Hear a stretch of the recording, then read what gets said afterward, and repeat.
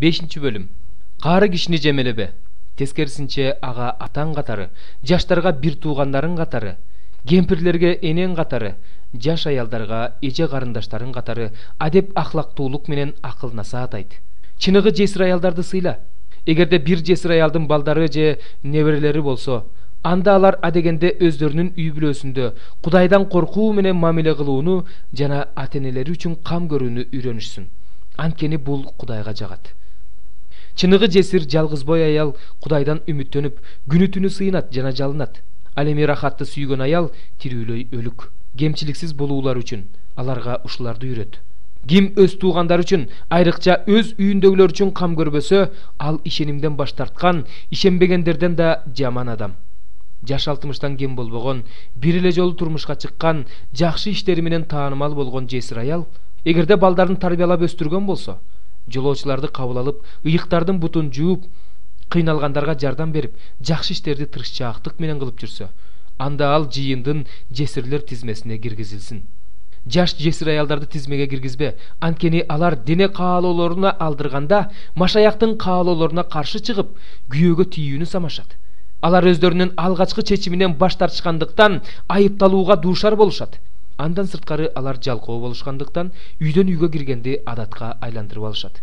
Алар жалкоо гана эмес, сүйлөөк да болушат. Башка бирөөлөрдүн ишине кийлигишет, керексиз нерселерди сүйлөшөт.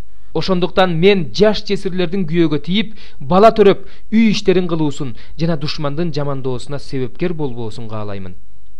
Анткени алардын ичинен кээ бирлери азгырылып, шайтандын жолуна түшүп кетишти. Эгерде Исага ишенген адамдын ал эркек болобу, аял болобу, жесир калган жакындары болсо, анда ал аларга жардам берсин. Алар жыйынга жүк болушпасын. Ошондо жыйын чыныгы жесирлерге жардам бере алат. Туура жетекчилик кылган жыйын жетекчилерине айрыкча насаат айтып, окутуп кызмат кылгандарга 2 эсе урмат көрсөтүлсүн.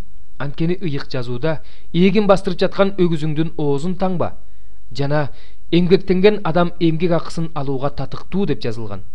2 же 3 күбө болбосо, жыйын жетекчисине карата айтылган айыптоону кабыл алба. Башкаларда да коркунуч болуш үчүн күнөө кылгандарды бардыгынын алдында ашкереле.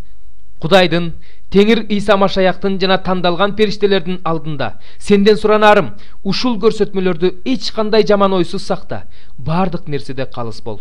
Башка бирөөлөрдүн күнөөлөрүнө ортоктош болуп калбаш үчүн бирөөнүн үстүнө кол коюуга шашпа. Өзүңдү таза сакта. Мындан ары суу эле иче бербе. Ашказаның менен тез-тез кармаган ооруларың үчүн аз-аздан шарап да ичип тур. Кээ бир адамдардын күнөөлөрү сотко чейин эле белгилүү болот. Ал эми кээ бирөөлөрдүн күнөөлөрү кийин билинет. Ошол сыяктуу эле жакшы иштер да ачык көрүнүп турат. Ачык көрүнбөсө да жашыруун бойдон калбайт.